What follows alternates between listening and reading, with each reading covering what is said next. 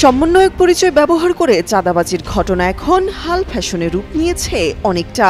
সম্প্রতি ঢাকার গুলশানে সাবেক এক এমপির বাসায় ৫০ লাখ টাকা চাঁদা দাবির ঘটনায় ৫ জনের আটকের পর এই বিষয়টি নতুন করে আলোচনায় এসেছে।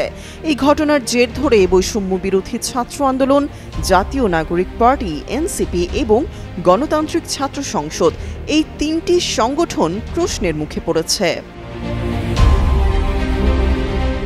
বিবিসি বাংলার এক প্রতিবেদনে বলা হয়েছে, গত বছর আগস্টের পর থেকেই ফ্যাসিস্ট হাসিনা সরকারের পতন আন্দোলনে সক্রিয় থাকা অনেকের বিরুদ্ধেই ক্ষমতা প্রদর্শন, চাঁদাবাজি, ব্যবসায়ীদের কাছ থেকে সুবিধা আদায়, সচিবালয়ের তদবির সহ নানা অভিযোগ আসছিল।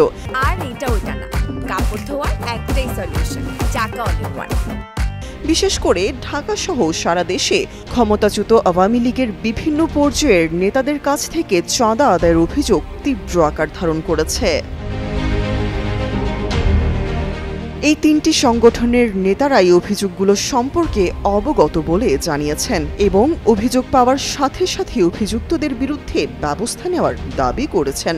তাদের দাবি, সুযোগ সন্ধানী একটি দল সংগঠনগুলোতে ভিড়ে এসব অপকর্ম করছে। সমাজ ও অপরাধ বিশেষজ্ঞ ডক্টর তৌহিদুল হক মনে করেন, দৃশ্যমান কোনো দৃষ্টান্তমূলক পদক্ষেপ না নেওয়ার কারণেই সমন্বয়কের পরিচয় ব্যবহার করে অর্থ আদায়ের প্রবণতা বেড়েছে। এদিকে বৈষম্য বিরোধী ছাত্র আন্দোলনের সাবেক মুখপাত্র উমামা ফাতিমা এবং এনসিপি নেতা মাহিন সরকার তাদের ফেসবুক পোস্টে এই ঘটনার তীব্র নিন্দা জানিয়েছেন এবং অভিযুক্তদের শেকড় অনেক গভীরে বলে মন্তব্য করেছেন। তারা প্রকৃত দোষীদের খুঁজে বের করার দাবি জানিয়েছেন। সংগঠনগুলোর পক্ষ থেকে বলা হচ্ছে, জুলাই আন্দোলনের সময় নানা ধরনের মানুষ একসাথে হয়েছিল এবং তখন অল্প সময়ের মধ্যেই সবাইকে চেনা তাদের পক্ষে সম্ভব ছিল না। তবে তারা চাঁদাবাজির বিষয়ে জিরো টলারেন্স নীতি দেখানোর কথা বলছেন এবং অভিযোগ পেলেই অভিযুক্তদের পদ স্থগিত, বহিষ্কার, এমনকি প্রয়োজনে আইনের হাতে তুলে দেওয়ার কথাও জানিয়েছেন।